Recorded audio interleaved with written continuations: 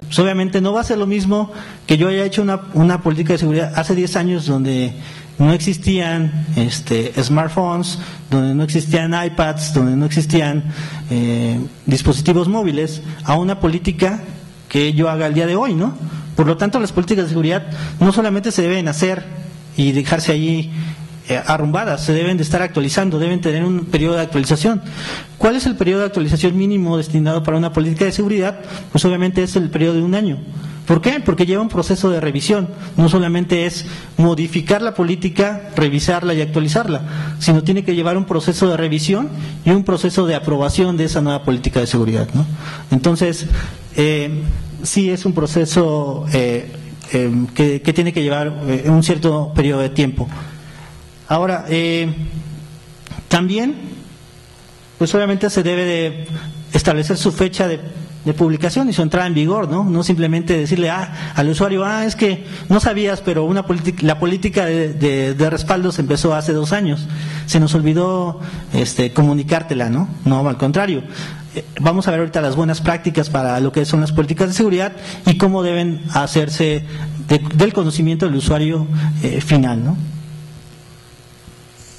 Y obviamente cada revisión, cada elaboración de este documento pues tiene que tener sus versiones, ¿no? Para ver en qué versión va, quién la actualizó y cuáles fueron los cambios que se hicieron. Y pues obviamente referencias que estén relacionadas con esta política de seguridad. Y bueno, pues ¿qué pasa si no se cumple con esas políticas de seguridad? Pues como está ahí, pues hay tabla, ¿no? Bueno, pues sí, hay tabla con estas políticas de seguridad existentes. Vamos a ver algunas de las políticas de seguridad que existen y que pueden mencionarse aquí. Pues, por ejemplo, la política de autenticación y control de acceso, ¿no? Pues obviamente, cómo se van a autenticar, si van a utilizar tarjetas de RFID, si van a utilizar huella digital. Todo eso pues englobaría dentro de la política de control de acceso, ¿no? ¿Quién tiene permiso de entrar a cierto lugar? Por ejemplo, en el caso de los sites, ¿quién tiene derecho de ingresar? ¿En qué horario? Si los proveedores tienen que ingresar con cierta vestimenta, con cierto equipo específico, todo eso pues obviamente podría entrar dentro de la política de control de acceso, ¿no? Lo que comentábamos, una política de clasificación, respaldo y borrado de información. ¿Qué pasa cuando, en el caso de las dependencias del gobierno, ¿no? ¿Qué hacen usualmente con el equipo que dejan de utilizar los usuarios? Pues obviamente lo rematan en cierto tiempo.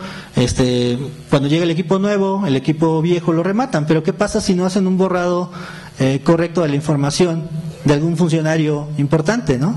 Debe haber una política de borrado de la información, de qué herramientas se deben utilizar y qué herramientas se deben identificar para poder garantizar que la información fue borrada de forma correcta de ese dispositivo antes de que se pueda vender con tanto dispositivo móvil. Pues obviamente es importante establecerlas, ¿no? Las políticas de seguridad de la información, que pueden englobar todas estas o puede hacerse una política específica, ¿no? De seguridad física, accesos a ciertas áreas restringidas, y que pueda que pueda también regularse a través de un documento, ¿no? Entonces, si pueden ver aquí, existen distintas políticas de seguridad que pueden implantarse en una organización, ¿sí? Sin embargo, la pregunta es aquí, ¿esto que está aquí tiene que ver con nosotros, con el usuario final? O sea, ¿está relacionado en algún momento? ¿Sí? Pues claro que sí, ¿no? En algún momento estas políticas aplican tanto para la parte escolar, que puede haber muchos estudiantes aquí, tanto para los trabajadores, ¿no? O sea, existen políticas en nuestro día a día. Y pues bueno, si no cumplen con las políticas, pues sí hay tabla, ¿no?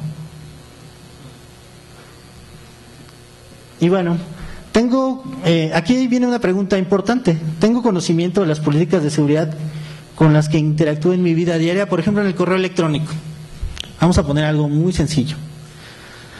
En el correo electrónico, ¿qué pasa? Yo tengo mi correo electrónico de la organización, o tengo mi correo electrónico en Gmail, en Hotmail, en Qmail, donde quieran. ¿Y qué pasa con mis datos, con mi información? ¿Qué pasa si de pronto desaparece mi cuenta de correo electrónico y yo tenía correos importantes? ¿lo tengo yo respaldado? O sea, ¿hago un respaldo de mis correos usualmente o simplemente me conecto a mi correo electrónico vía web y lo veo diariamente y digo, mañana que despierte va a estar ahí, ¿no?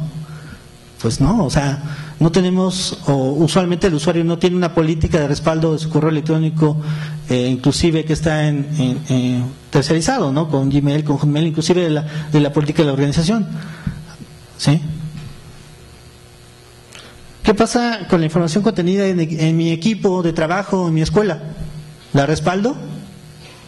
Por ejemplo, voy al laboratorio de mi escuela, hago mis prácticas, dejo mis tareas, me voy a comer, regreso y ya no está. ¿A quién le reclamo?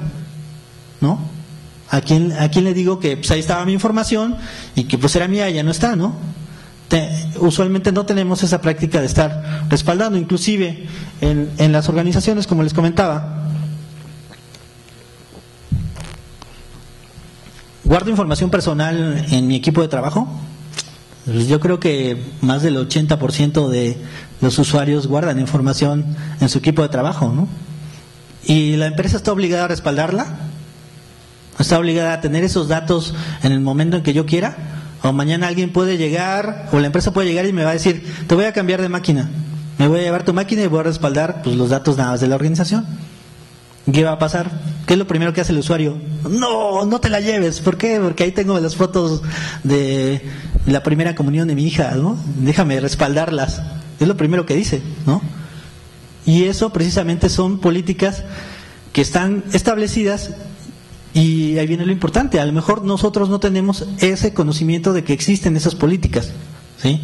Y sin embargo, pues ahí están. Nadie las puede ver, nadie les puede tocar, pues a lo mejor son como chupacabras, ¿no? Algún día existieron, pero nosotros no sabemos que están ahí. En redes sociales, como ya les comentó la exposición anterior, pues obviamente hay sus políticas de seguridad en cuestión de redes sociales también, ¿no? O sea, ¿qué pasa con mi información cuando la subo? Pues ya les comentó, ¿no? Pues ya no es mi información, ya es información de la organización que tiene la red social. Ya le estoy dando derecho de utilizar el contenido que yo publique a través de la red social. Le estoy casi cediendo. Cuando yo le palomeé ese cuadrito, le estoy dando casi el poder jurídico para que ella haga uso de lo que es mis fotos, mi información que yo posteo a través de una red social. Así que si ustedes ven alguna de sus fotos en traje de baño, en otro posteadas por ahí, pues obviamente pues ustedes les dieron el derecho a Facebook o a Twitter de poder hacer uso de esas imágenes, ¿no? En el equipo de cómputo, pues ya comentamos, pues obviamente existen también las políticas de seguridad, el uso de las instalaciones también. O sea, no hay cosas que tienen que ver con la parte de las instalaciones. No puedo entrar a ciertos lugares de mi empresa, inclusive, por ejemplo, como estudiantes, pues no puedo llegar a la oficina del director, ¿no? Y sentarme en su silla. Bueno, igual y sí, pero cuando no los ve. Pero hay cosas o hay políticas que se deben de cumplir dentro de la organización, ¿no? Y pues bueno, aquí viene la pregunta importante. Pues ¿alguien me hizo saber alguna vez sobre estas políticas de seguridad? O sea, ¿alguien me comentó que tengo que respaldar mi correo o que la información que está en mi correo no es mía, sino es del proveedor del correo electrónico? ¿Sí? Cuando llegué a mi organización, cuando me contrataron la primera vez, me hicieron de mi conocimiento algún documento donde existen las políticas de seguridad que debo de cumplir. O las firmé yo, o me mandaron un correo electrónico, o me la postearon por Facebook, o me dijeron entra a esta cuenta de Twitter. Sé yo que existen políticas de seguridad, y ahí viene lo importante, ¿no? La mayoría de nosotros estamos conscientes de que existen estas políticas de seguridad, pero la mayoría de nosotros pues no las llevamos a cabo, ¿no? O no sabemos que existen siquiera. Entonces ahí viene la importancia de lo que son las políticas de seguridad, ¿no? Hoy en día, pues precisamente esta plática que está dentro del Día Internacional de Seguridad en Cómputo, pues tiene ese objetivo de hacerle hincapié al usuario de que día a día, en el día a día, tiene que interactuar con políticas de seguridad y con políticas, pues ya sea en la casa, en la oficina o en donde sea. Y no digan como Homero, ¿no? ¡Oh! ¿Y qué hay con las sanciones, no? viene algo importante. ¿Qué pasa si yo violo una política de seguridad, ¿no? Pues aquí viene un ejemplo un poco, es un poco ilustrativo, ¿no? Dice, están jugando aquí Dios y el del otro lado. Dice, aquí hay una pregunta difícil, ¿no? Si una persona se estaciona en un lugar para discapacitados sin serlo, claramente tiene un problema en el cerebro. Esto lo habilita para estacionarse en dicho lugar. Pregunta, ¿te lo llevas tú o me lo llevo yo? Es algo complicado, ¿no? Es una sanción. Entonces, aquí viene lo importante, aquí viene la parte de las sanciones, ¿no?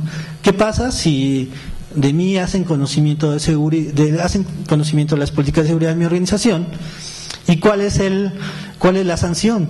La sanción, como les comentaba, usualmente no está dentro del documento de políticas de seguridad, sino en una empresa grande, digamos que existe un comité, ese comité evalúa esa violación a la política de seguridad y decide cuál será la sanción hacia esa violación de esa política de seguridad, ¿no? ¿Qué tipo de sanciones pueden existir? Pues puede llegar desde la mínima sanción, una amonestación al empleado, al usuario, ¿no? Oye, mira, supimos que estuviste comiendo en tu lugar, ¿por qué? Pues porque dejaste migajas en el teclado, ¿sí? Y pasé con el guante y pues vi la migaja, y pues esto es una llamada de atención, ¿no?